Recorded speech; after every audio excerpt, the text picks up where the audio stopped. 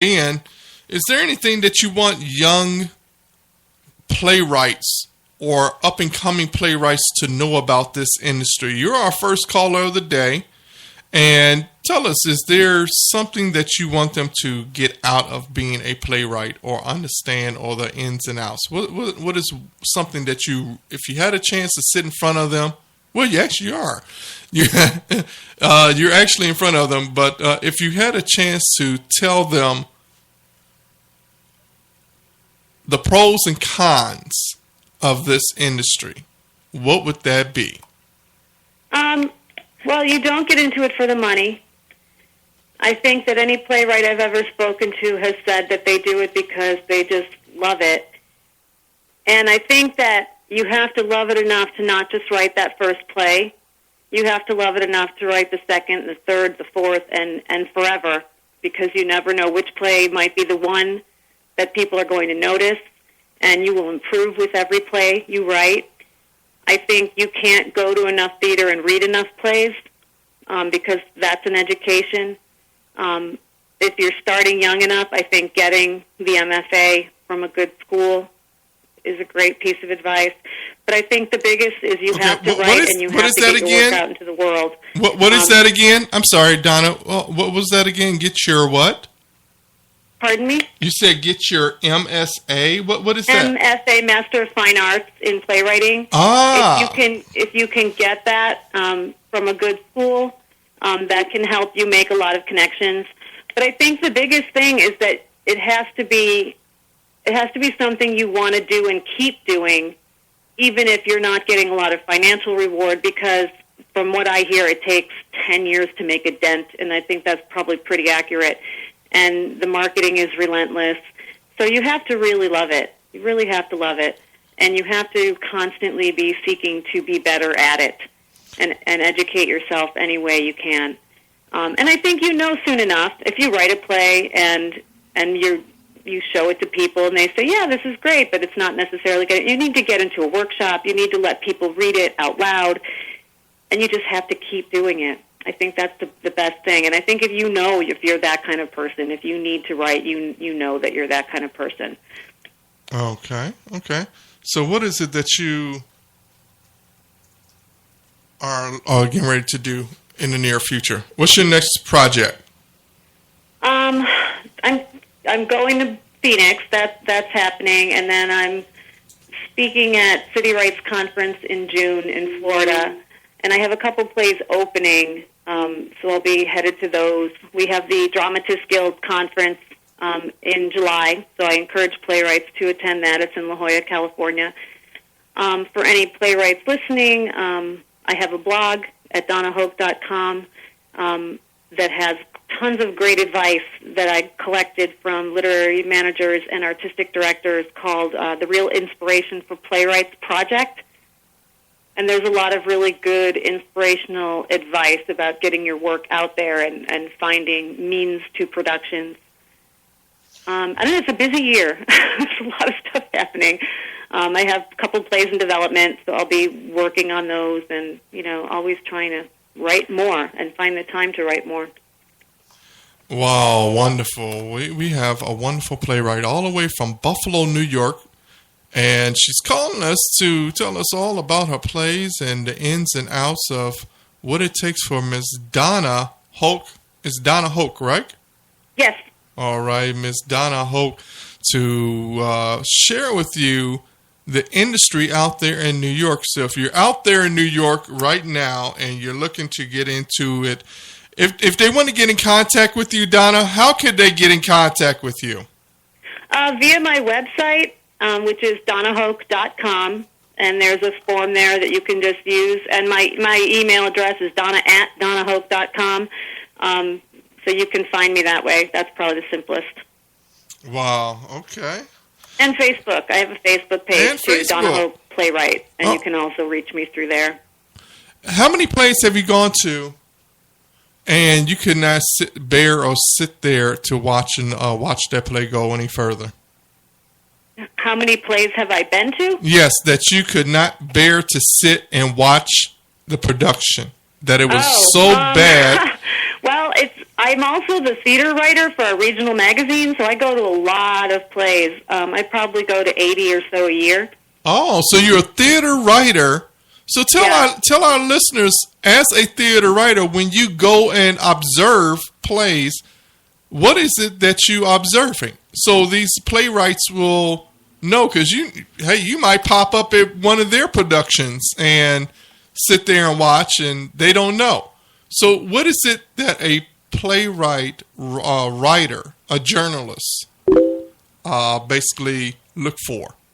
I always pay attention primarily to the text, which is interesting because, I've interviewed different people for the magazine, and I interviewed a set designer, and he said he can't watch a play without looking at the floor and this, all the stuff around the scenery and, like, how'd they do that and how'd they do that? And I think that whatever your niche is, that's what you pay the most attention to. So even if the acting's not quite up to snuff or it's bare bones, I'm always listening to the text. Does that hold up, even in the face of some other things that might not be so great? And then, if the overall production is not the best, I try and figure out where the fault lies. Was there no direction? Was the text weak to begin with? Because good acting can overcome a lot of deficiencies in the text. But usually that's what I'm listening for. How did they do that? How did they do that? How theatric is it? Because that's a big thing. I mean, you don't want just a lot of talky on stage. So I try to see how the playwright was able to make things more theatrical. Okay. That's the kind of stuff I look for personally. But then I'm also paying attention because I'm on the committee for the award that they give here in town. So I'm also looking at sets and direction and lighting and costumes, because there are categories for all those things.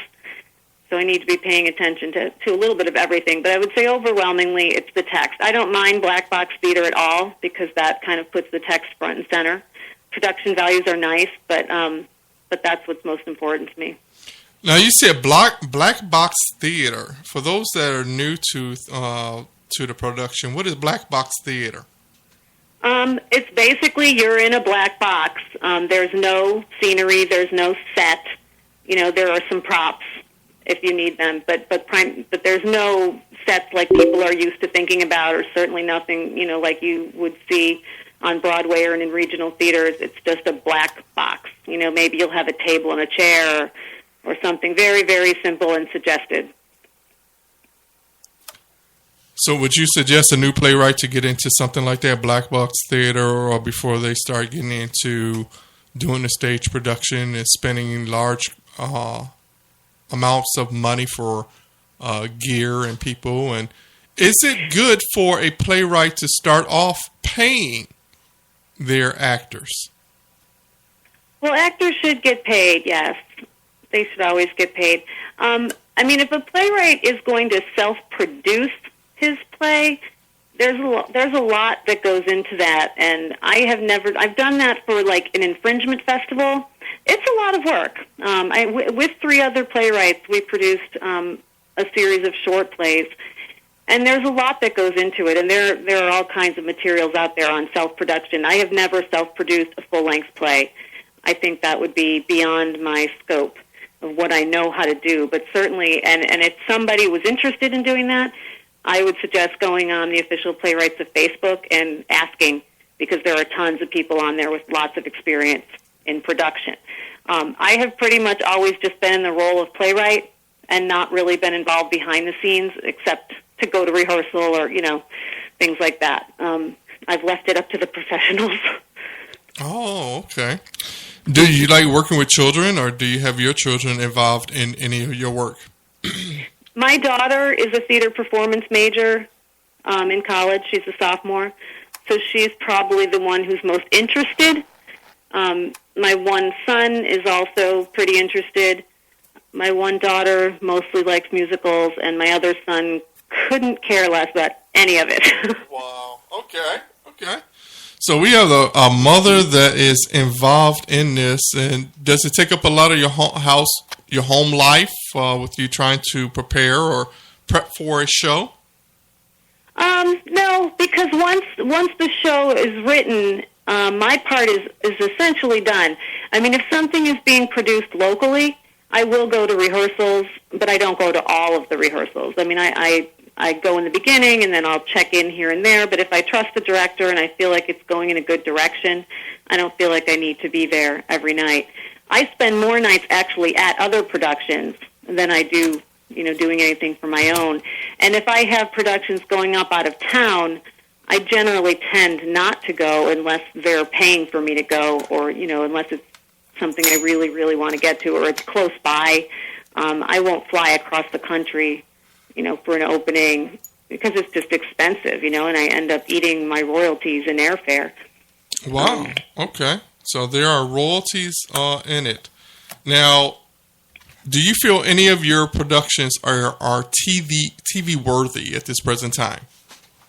I think The Couple Next Door would be a good movie or TV movie. I also think it would be a good musical. I might be working with someone to try and musicalize it.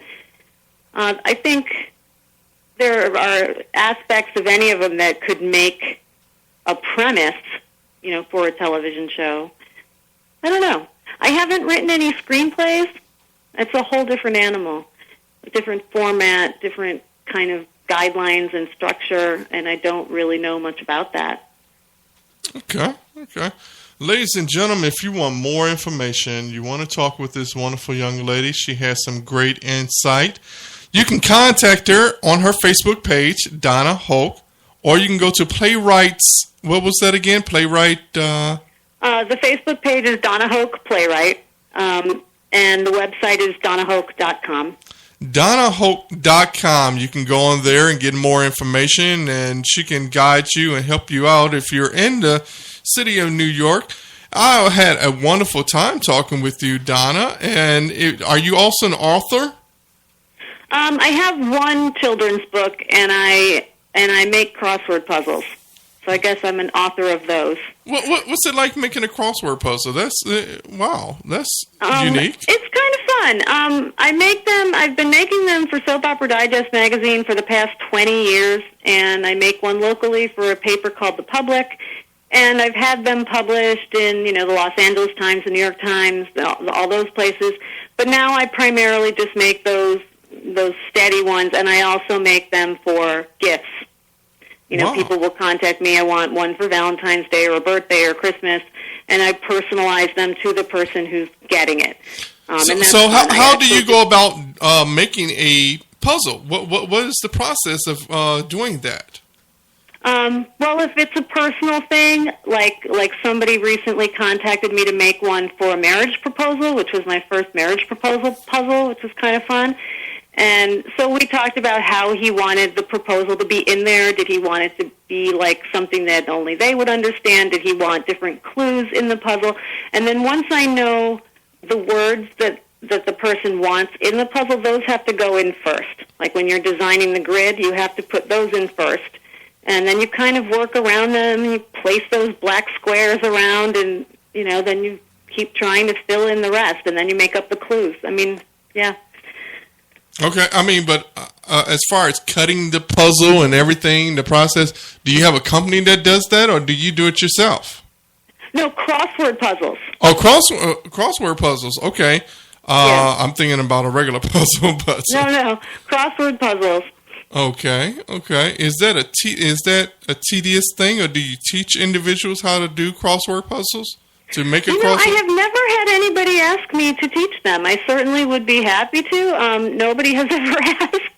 Ladies and gentlemen, if you'd like to know how to make a crossword puzzle, you can contact Ms. DonnaHoke.com. You can go on there, and you can they also see some of your work on your website as well?